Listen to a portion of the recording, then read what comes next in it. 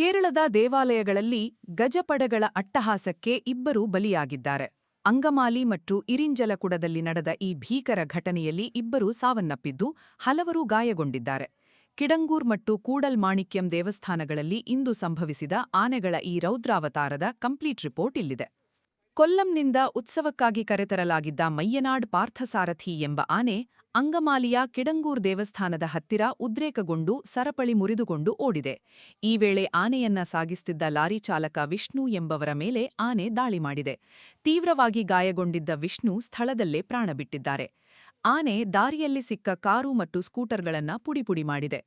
ಇತ್ತ ಇರಿಂಜಲಕುಡದಲ್ಲೂ ಕಾಶಿನಾಥನ್ ಎಂಬ ಆನೆ ಹಿಂಸಾತ್ಮಕವಾಗಿ ವರ್ತಿಸಿದೆ.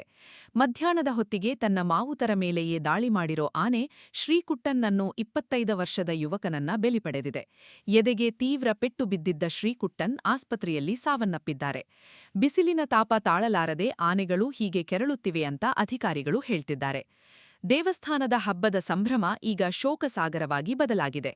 ಅರಣ್ಯ ಇಲಾಖೆಯ ಅಧಿಕಾರಿಗಳು ಮತ್ತು ಪೊಲೀಸರು ಹರಸಾಹಸಪಟ್ಟು ಆನೆಗಳನ್ನ ನಿಯಂತ್ರಣಕ್ಕೆ ತಂದಿದ್ದಾರೆ. ಇತ್ತೀಚಿನ സുദ്ദികളിಗಾಗಿ ನಮ್ಮ ಚಾನೆಲ್ ಸಬ್ಸ್ಕ್ರೈಬ್ ಮಾಡಿ. ಧನ್ಯವಾದ.